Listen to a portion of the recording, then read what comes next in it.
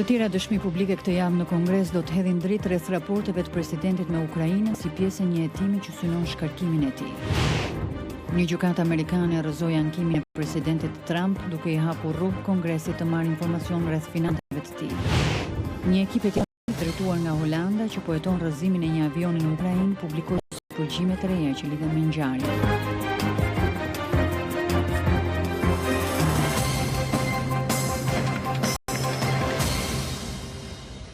Mirëmbrëma dhe mirë se vini në programin e Zërit Amerikës Ditari, unë jam Menada Zaimi. Në këtë emision do të ndiqni në Shqipëri thellohet kaosi me emërimet në gjykatën kushtetuese, do t'u njohim me zhvillimet më të reja mbi këtë çështje. Po në Shqipëri, Këshilli i Lartë i Prokurorisë njoftoi sot renditjen përfundimtare të kandidatëve për prokurorin e përgjithshëm, ku në krye të listës që do t'i propozohet parlamentit është renditur prokurori i krimeve të rënda Olsion Çela.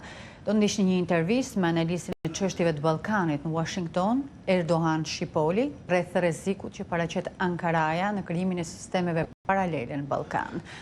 Në Kosovë, gjykata e lartë vendosi sot që votat e dërguara me postë nga Serbia të anulohen. Vendimi pritet të ndryshojë dhe rezultatin përfundimtar të zgjedhjeve të 6 tetorit. Do të ndiqni edhe një intervistë me pianisten shqiptaro-amerikane Elida Dakoli dhe babain e saj rreth rrezikut të rikthimit të komunizmit.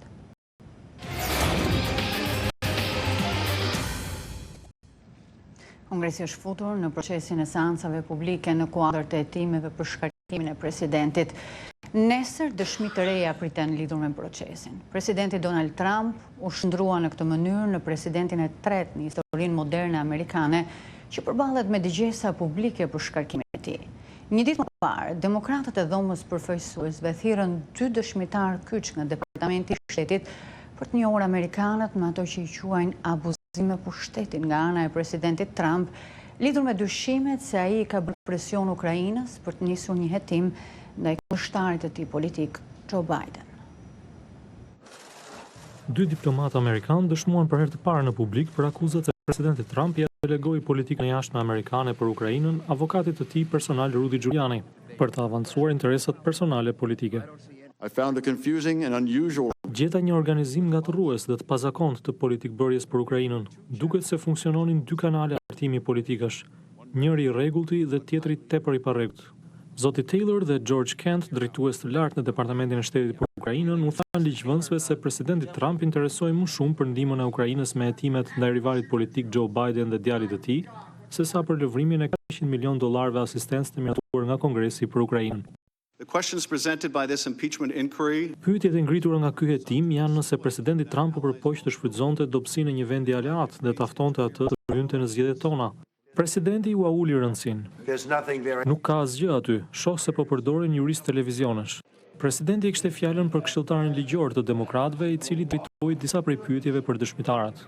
A keni parë ndonjë shembull tjetër të kushtëzimit të asistencës së huaj me interesat personale dhe politike të presidentit të Shteteve të Bashkuara?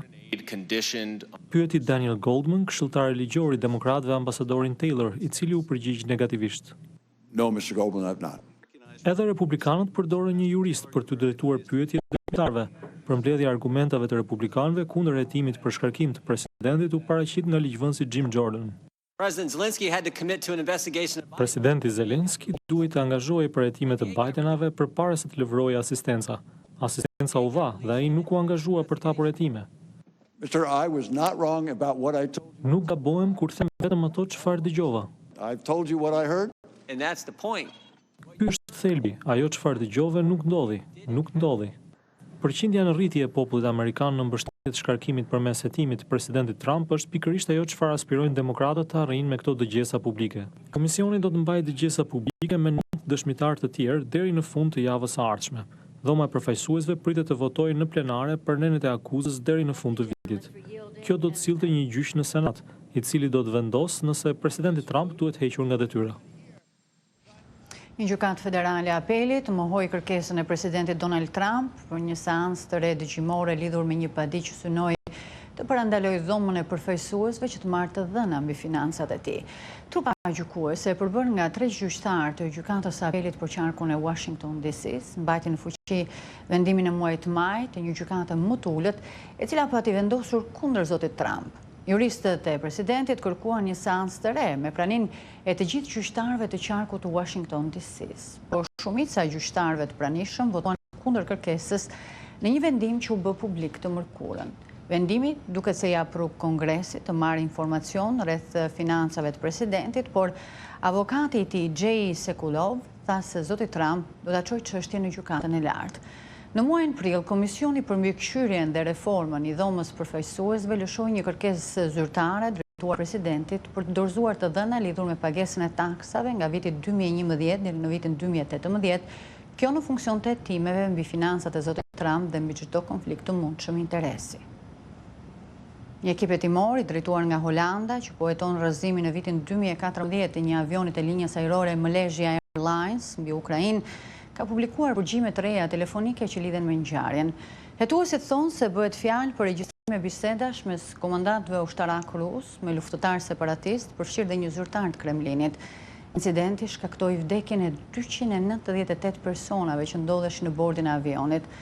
Në përgjimet e publikuara në YouTube dhe që debatojnë korrikun e 2014-s, sipas ekipit të hetuesve, disa persona dëgjohen duke diskutuar për atë që duket se është një zinxhir komandues. Në një prej përgjimeve, një person që duket jetë në pozitën e një komandanti, i thot një tjetri se ata po vinë me një mandat nga Shoigu, një referencë për ministrin rus të mbrojtjes Sergej Shoigu. Në biseda përmendet vazhdimisht emri Surkov, një referencë për Vladislav Surkovin, këshilltar i lartë i presidentit rus Vladimir Putin. Ndërkohë në një reagim, sot Ministria e Jashtme ruse tha se përgjimet telefonike nuk janë të vërteta.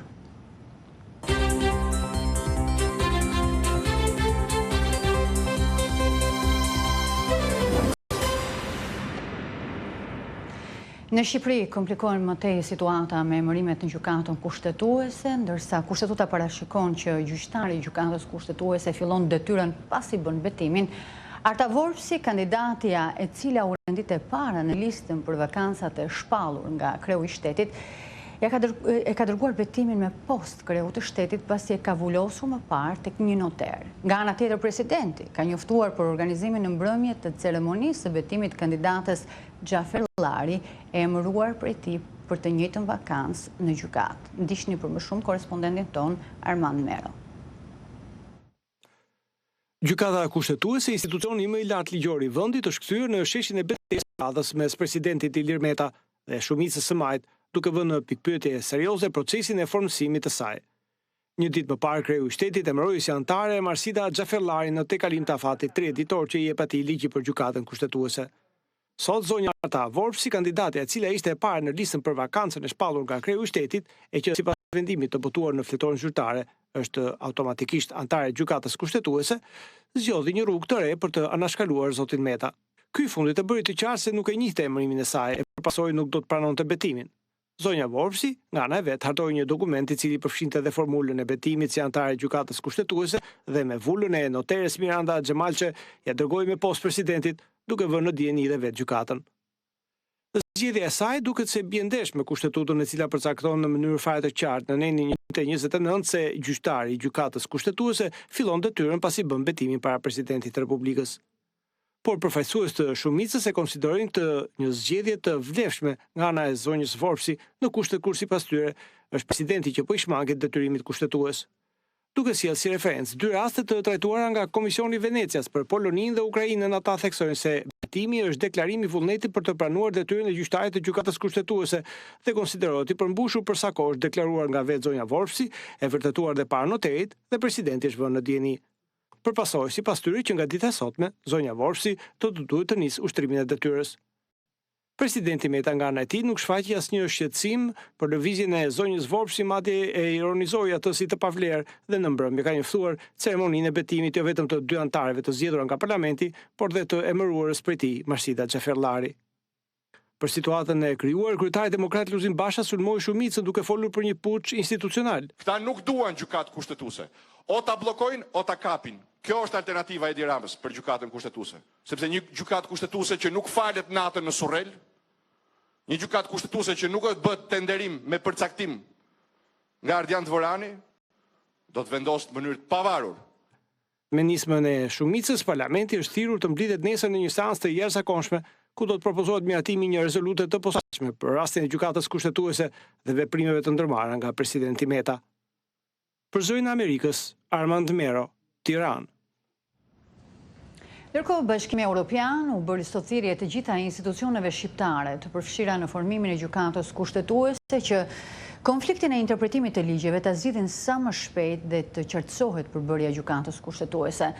Zëdhënësja e Bashkimit Evropian, Maja Koçijančić, i tha Zërit të Amerikës se Shqipëria ka nevojë për ngritjen e një gjykate kushtetuese funksionale sa më shpejt jetë e mundur.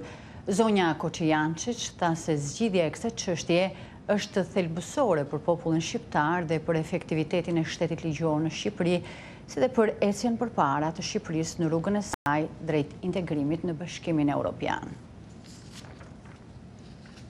Në Shqipëri, Këshilli i Lartë i Prokurorisë njoftoi sot renditjen përfundimtare të kandidatëve për prokurorin e përgjithshëm, ku në krye të listës që do t'i propozohet parlamentit është renditur prokurori i krimeve të rënda Orsion Çela.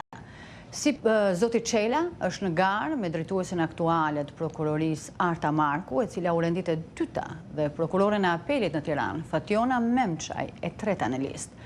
Vendimi i Këshillit erdhi pasi dje dëgjoi platformat që të tre kandidatët shpalosën për detyrën që synojnë të marrin. Pavarësisht të renditjes, parlamenti i cili duhet të thotë fjalën e fundit mund të zgjedhë një nga tre kandidatët, por zoti Çela është i favorizuar pasi ai kalon automatikisht nëse nuk arrihet kuota e 84 votave të nevojshme. Edhe kryetari i Këshillit Lartë të Prokurorisë u shpreh se shpresonte që parlamenti të votonte për kandidatin e renditur i pari në listë.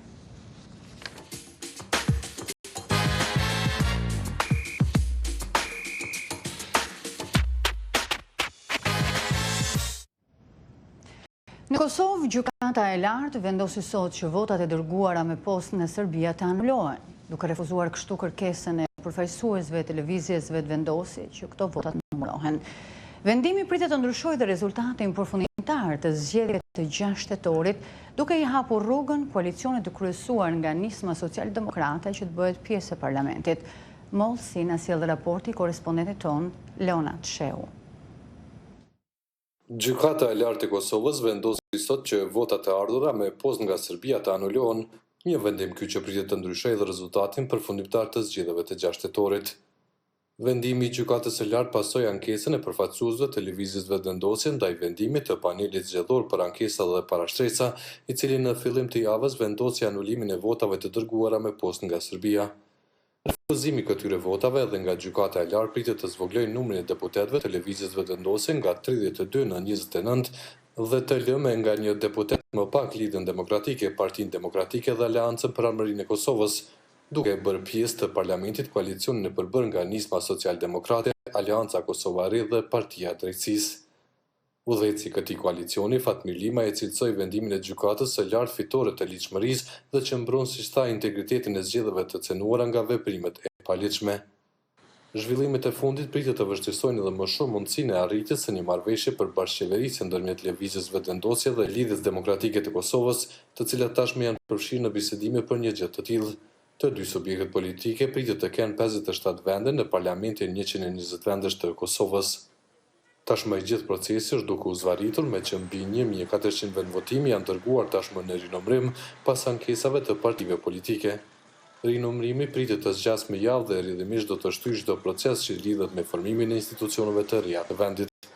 Për Zërin e Amerikës, Leonat Shehu, Prishtinë.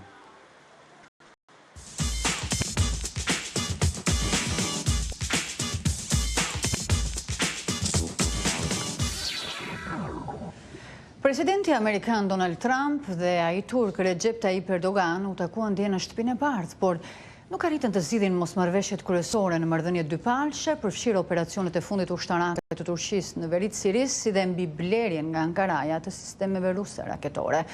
Korrespondenti e Zërit Amerikës në Shtëpinë e Bardhë, Peci Vidakusuara, sjell më shumë detaje.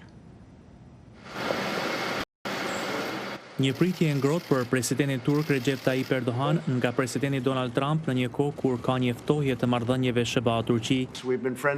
Ne kemi qenë miq për një kohë të gjatë, pothuajse që dita ime e parë në detyrë. Vizita u bë në një kohë kur Ankaraja po përballet me reagimet e Kongresit për përfshirjen e saj në Sirinë Veriore dhe ndaj forcave kurde në tetor, ende nuk është e qartë nëse ka një armpushim të përhershëm mes forcave kurde dhe Turqisë. Kurdët janë alatët e Amerikës në luftën kundër shtetit islamik. Ofensiva e Turqisë shënon një përkeqësim të mëtejshëm të marrëdhënieve dypalshe me Washingtonin. They've got appreciably worse. Marrëdhëniet janë përkeqësuar shumë, siç u dëshmua edhe në votimet në dhomën e përfaqësuesve, si për rezolutën mbi gjenocidin ndaj armeneve, ashtu edhe në rezolutën Engel McCall, e cila përfshinte sanksione kundër Turqisë për ndërhyrjen e saj në veri të Sirisë. Por kjo po ndodh në një kohë kur marrëdhëniet mes dy udhëheqësve janë në pikën më të lartë që kanë qenë ndonjëherë. As close as it's been. Për çështjet e sigurisë, Turqia, një aleat i NATO-s, po i drejtohet Rusisë, përfshirë blerjen e saj të fundit të sistemit të mbrojtjes raketore S-400. Në shenjë hakmarrjeje, administrata e presidentit Trump ndaloi shitjen e avioneve amerikan F-35 për Ankaran.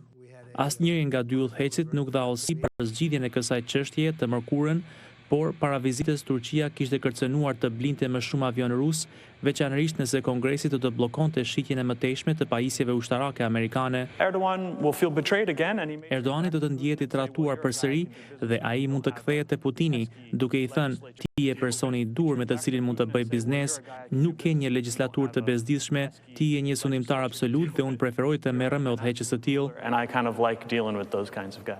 Analistët thonë se marrëdhëniet e ardhshme SBA-Turqi do të duhet të mbështeten në më shumë se sa në thjesht marrëdhëniet e mira mes udhëheqësve të tyre.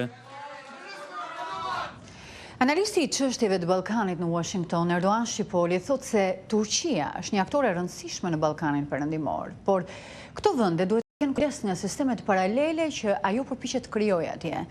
Në një intervistë me kolegun Ilir Ekonomi, zoti Shqipoli flet dhe për vizitën e presidentit turk Recep Tayyip Erdogan në Shtetet e Bashkuara dhe çështje të tjera. Zoti Shqipoli, është e qartë se në marrëdhëniet Amerikë-Turqi janë shfaqur tashmë probleme të shumta që nga ato të ushtarake deri tek problemet të drejtave të njeriut. A prisni që vizita e presidentit Recep Erdogan në Washington t'i përmirësoj këto marrëdhënie?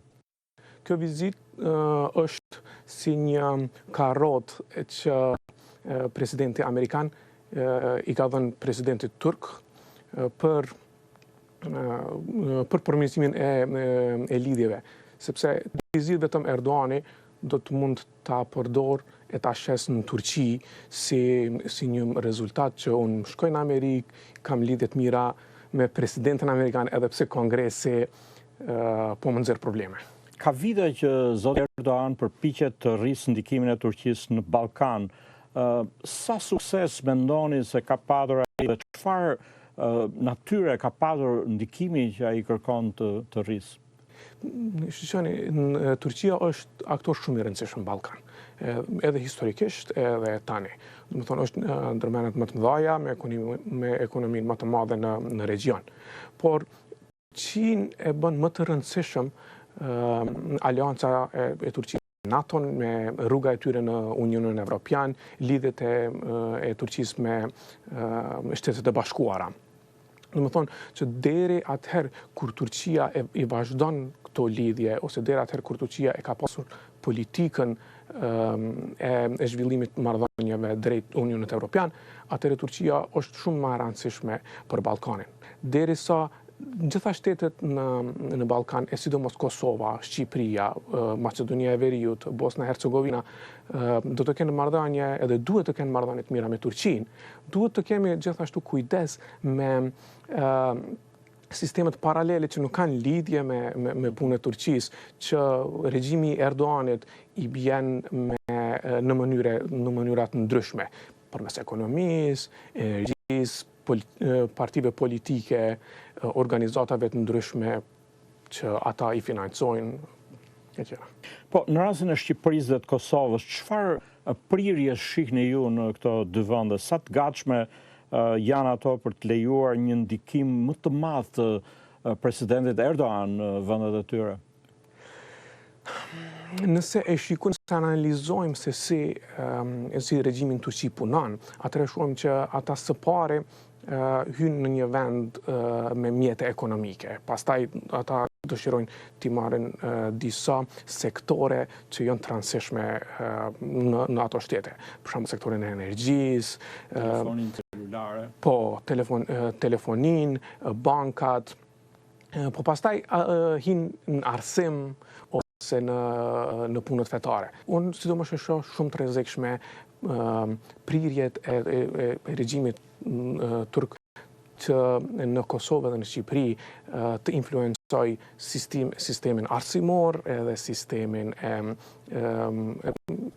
e punëve fetare, do me thonë. Së fundi, si kur e shohim në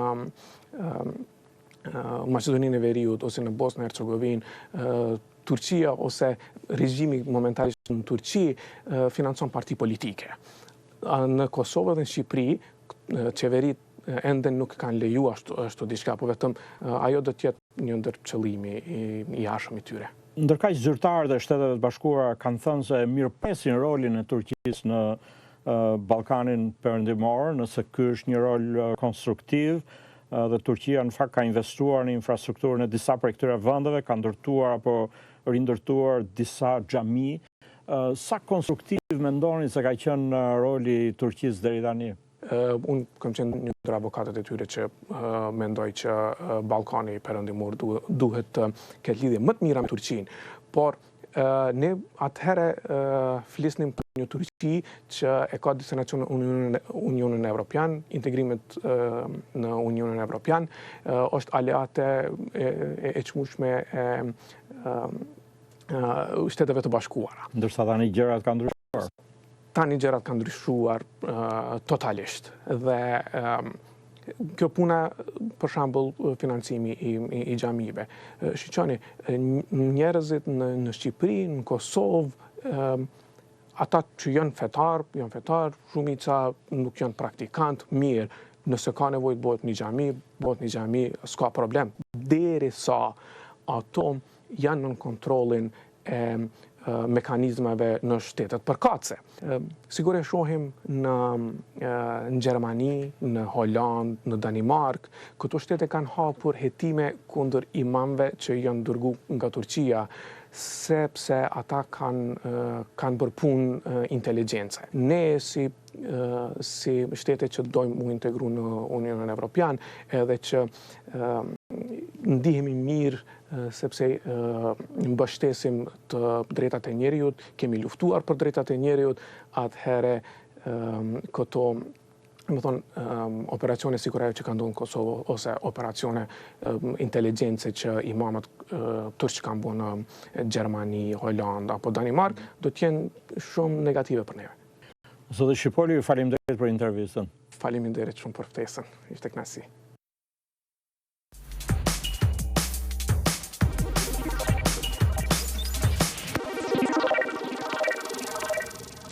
Meqenëse kanë kaluar thuajse 30 vite nga rënia e komunizmit në Shqipëri, për familjet e persekutuara nga regjimi kujtimet mbeten dhe dhimbja e historive të tyre kalon nga njëri brez tek tjetri.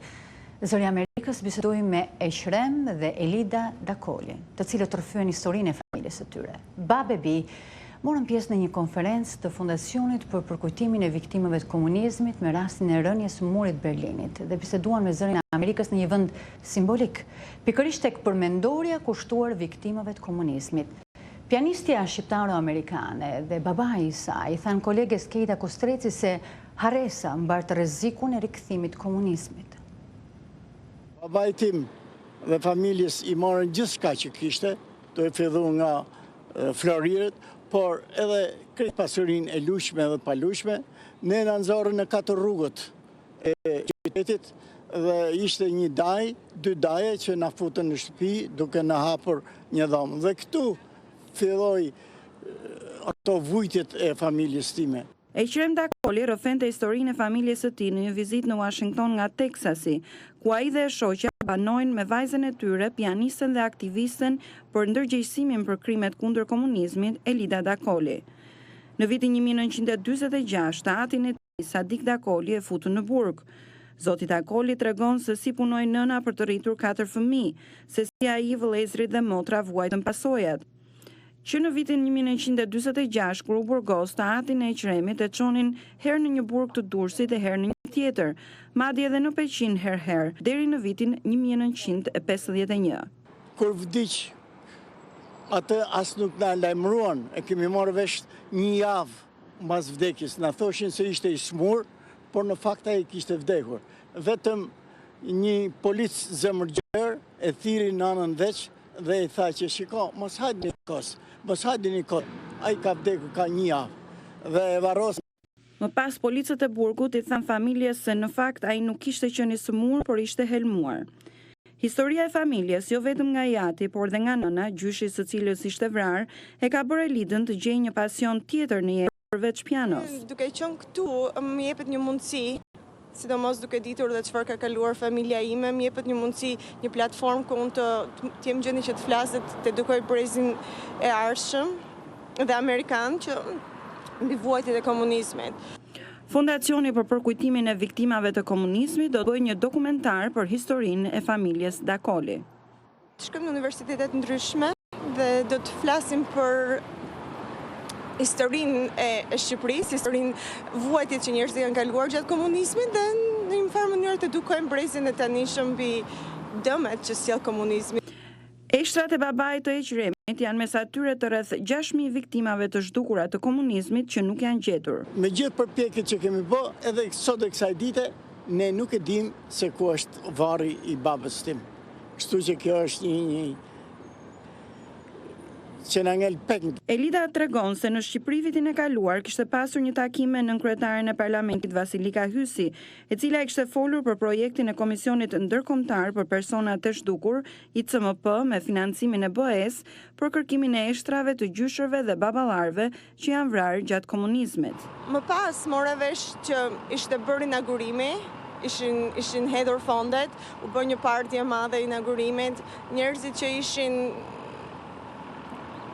në fakt të tillë për që duheshin ftuar në atë inaugurim që merret me vuajtjet e komunizmit në Shqipëri nuk u ftuan. Ajo është zgënjur që pothuajse nuk është bërë asgjë dhe mendon se nuk ka vullnet nga autoritetet në Shqipëri për ta realizuar. 2 vjet pas fillimit të projektit janë identifikuar vetëm eshtrat e 2 personave, ndërsa prokurorët nuk kanë miratuar kërkime të mëtejshme. Zoti Dakoli thotë se gabimi më i madh do të ishte harresa. Gjithmonë duhet të kujtojmë viktimat. Duhet të kujtojmë viktimat e komunizmit, sepse nëpërmjet kujtimeve i mbyllim rrugën dhe krijimit të një komunizmi të ri. Por çdo të thot për një prind të rrisë fëmijën në kushtet e hijes së komunizmit dhe vuajtjes së familjes, për ta kaluar historinë në breza, zoti Dakoli ka bërë një libër që do t'ua jap fëmijëve dhe nipërve e mbesave. Për prindin fëmia është gjithçka. Kështu që ne jemi mundu me të gjitha mundësitë që kishim, ta rrisim sa më mirë, ta edukojmë të 2 fëmijët sa më mirë, që të paktën ne e psum, këto të jenë më të lumtur edhe të kalojnë sa më mirë. Prandaj të them që nuk duam të harrojmë të kaluarën sepse do të përsëritet nëse do t'i vënim vizën. Se më thënë, është shumë e vështirë për mua për ta perceptuar mënyrën se si prindrit tanë kanë jetuar dhe janë përpjekur që të tregojnë të lumtur sikur çdo gjë është perfekte, vetëm që ne mos ta vuanim në atë farfeja. Për Zërin e Amerikës, Keita Kostreci, Washington.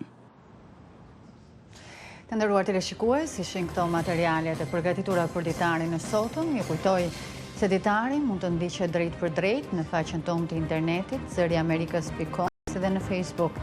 Natën e mirë.